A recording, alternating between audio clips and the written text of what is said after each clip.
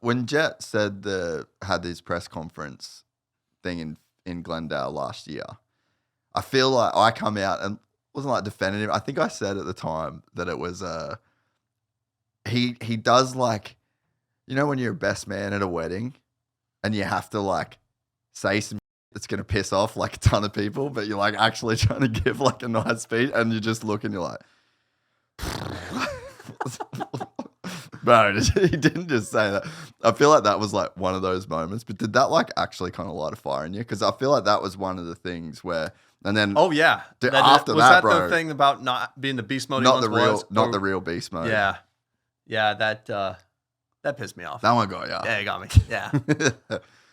I'm glad it did though, because I feel like you're obviously coming back from injury and building. Mm-hmm. I know what he was trying to say, right? What he was trying to say was, that wasn't Eli at his best, so I'm not going to claim that I beat beast mode. But he didn't say that. Mm-hmm. He said whatever it was that he said. I'm so glad that it got under your skin though, because I feel like that got the fire going. I wasn't not checked out yet, you know. I was over it and done. Yeah, I would have thrown it under the rug, but yeah. Yeah, because it was you could see like, dude, Arlington, that was the first. I feel like that was the first time last year where it was like, oh, he hasn't really gone anywhere. Like he hasn't got it every single weekend, exactly. You know. And so you wonder like, well, to go back to the early parts of last season, like, was it in your head after the injury that maybe the rub, maybe it's like it floated off in the Colorado air that night, you know, because that would be hard not to have those thoughts come in your mind. Oh yeah, that was in my mind, you know. So need to go prove it that I can still do it. That's for sure. But those questions creep into your mind. Mm-hmm. Yeah, and I think maybe, and then everyone beats in your head about how old you are too. That's a really frustrating thing in our sport, and I don't like that. Like I mean, I was getting told I was old when I was my last year at Kawasaki by certain people. I'm like, really? But I don't think that's the case at all. I think it just comes down to if you really are still willing to take the risk and be you. Yeah.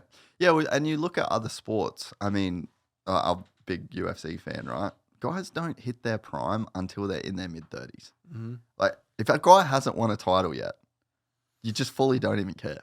Like, almost the expectation's not there. Like, and even I could feel in my own body, like, as I was doing my own training and like 30, 31, 32, 33. Mm-hmm. Dude, I'm still on the up, you know? Yeah. But in this sport, I think it's because we got so spoiled, or not spoiled, but we had this example of Carmichael, 25 or whatever he was. Mm-hmm. James, maybe they're 27 something, 26, like 27. 27, and then you had the Ryans that dipped early. So it was just, dude, you think that's like... But they just accomplished their goals in their heads and they were out, right? Yeah. But physically... Could have kept going. Could have totally kept going.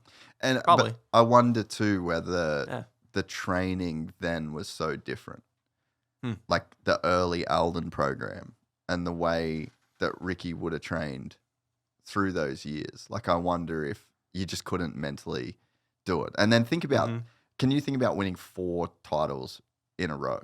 Like the pressure, like I would be over it. Like, dude, just someone, just get it off me. Like, take it. I'm over it. I don't want to think about it. So you almost were in this weird generation where you were the next best guy after all of these greats that retired early. Mm-hmm. So it was probably almost just like the mold was set. 27, correct. You're done. Correct. Like, and here's this 28-year-old. Yep, you're timed out then by 28. But I think you guys are showing us now that it's not the case. Yeah. If you enjoyed this content, please like and subscribe. And to listen to the full 3-hour podcast, search Gypsy Tales in your favorite podcast platform or click the link in the description below. Gypsy Gang.